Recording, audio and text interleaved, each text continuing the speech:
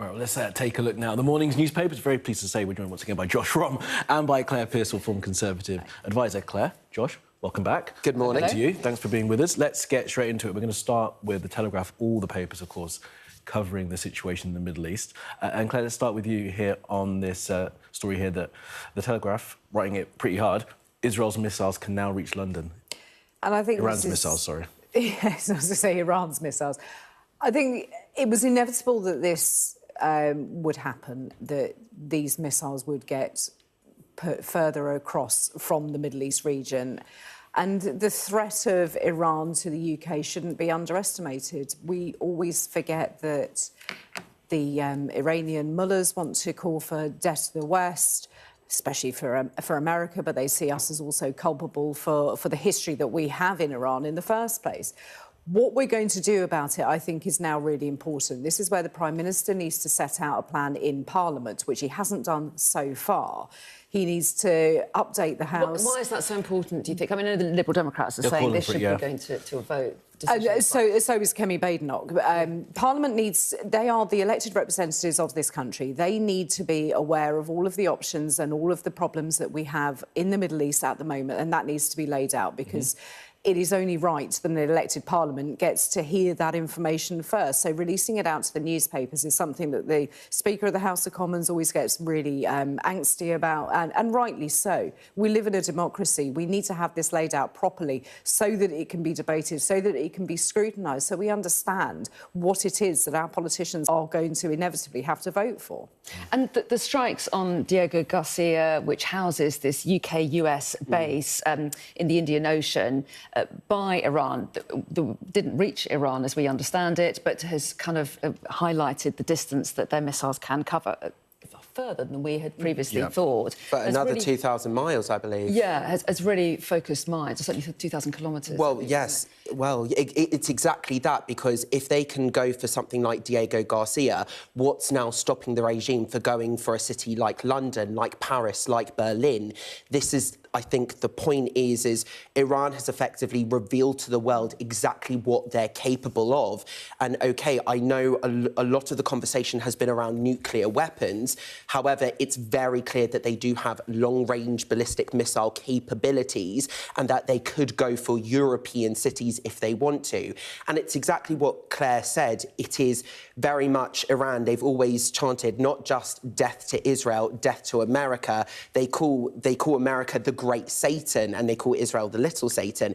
It's very much an anti-West point of view here. So I've always said, if somebody is saying they want to kill you, believe them. And I think that's what countries like the US and Israel have said, which is why I think they launched the preemptive strikes and the war anyway. So it's exactly, I think this is one of those issues which is, it's not necessarily on the fence, but there is a bipartisan issue here across the board of, hang on now, what do we have in terms of our defence? Because it's all well and good. Countries like Israel are very much, and for example, Ukraine as well, very much used to aggression from their neighbours. So Israel famously has had the Iron Dome for decades now, which has limited casualties, which is what a lot of activists say in the war, why the casualties are uneven. And that's because of the Iron Dome, because Israel has those capabilities to protect their own civilians. What do we have as a country? Do we have missile defence systems in our country in case regimes like Iran or even, let's just say, North Korea or Russia, if they want to fire something over, what do we have to protect ourselves? What would you have the government do, though? Do you think that we should be more proactive in trying to... Absolutely. I think... Like bombing Tehran as well? I wouldn't say necessarily bombing Tehran, but I think we definitely need to increase defence spending to make sure the defences on our shores are very much shored up. Which takes us on to the Sunday Express, doesn't it? Their headline is Dithering UK shunned over defence deal. So what are they saying is the reason they're calling it dithering? Because we have the Strategic Defence Spending Review in the UK, which is always one of these long, ongoing pieces of government work as to how you're going to spend your money, what you're going to spend it on.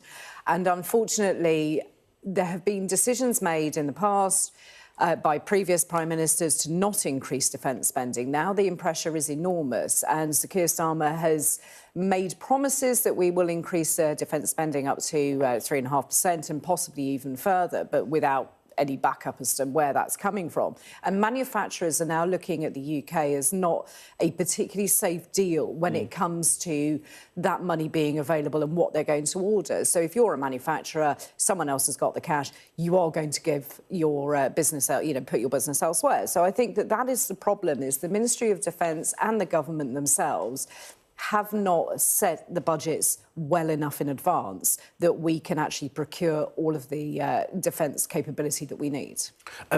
There are drone manufacturers here. We've had the war in Ukraine for years, and there's always been this call to try and increase spending, make sure that our industrial base is strong enough.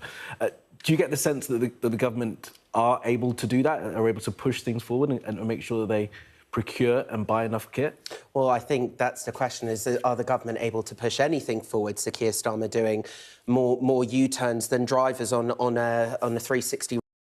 I mean, from what I see as well, I also see messaging. So when it comes to messaging around, for example, the Iran war, and this kind of reluctance from the Prime Minister and the government to even help the US out with when it comes to using air bases and stuff, that doesn't necessarily send out the right message to our foreign allies to go, why don't we help when it comes to, two-way traffic, when it comes to supply and demand, for them to buy our weapons as well. So I think it's going to be a real struggle for the Prime Minister going forward. But it's also the fact that if you need to increase defence spending, you're going to have to get that money in through taxation of some description, and that's where the government's having a struggle as to what taxes are you going to raise, what will the British public see as a reasonable amount to be able to spend it, because at the moment we're being told there is no money and there's a deficit of however large you want to read it. So where do you get it from? And that's and then if you do cut welfare, of course, Labour have been facing rebellions from their backbenchers. So when it comes to even cutting public spending as well, they're finding it difficult to do that and to get the support across Parliament for that. So they're caught in a real bind here. And there's also a delay from purchase to delivery. Yes, exactly. Anyway, so that knocks it further down the line, doesn't it? Earlier. Should we move on to the Sunday Mirror? They lead with the pressure on Sarah Ferguson to give evidence around Epstein in the United States. Yes. I mean, it's no surprise that Sarah Ferguson is front and centre. She appears in those papers, from what we understand, relatively frequently, and there is a lot of information that we haven't had out in the public domain. I think there is enormous pressure for her to produce this and to tell us what she knows about Jeffrey Epstein and his vile capabilities. But is it going to happen? I'm not sure that Congress can legal mechanism to force her to go, is there? No. A UK individual do that. Yeah, it's one of those things where she's going to be facing pretty much constant demand to fly over there and testify. And it's what you said when you said there's so much that isn't in the public domain. But the stuff that is in the public domain is really quite telling, because we have the emails that are in the files. We have her on record. We see the black and white print of her going to Jeffrey, asking for money. We know that she has taken her daughters to meet him for lunch. We know that they've shared very personal friend. She refers to him almost like a brother. She's going to him for advice when it comes to her brand deals as well. So we can see that there is very much, or at least there was some sort of close friendship relationship there anyway. Okay. So it's, of course, the Oversight Committee are, of course, going to look at her and go, what exactly do you know? Sorry. I was about to come off air, but thanks very much indeed.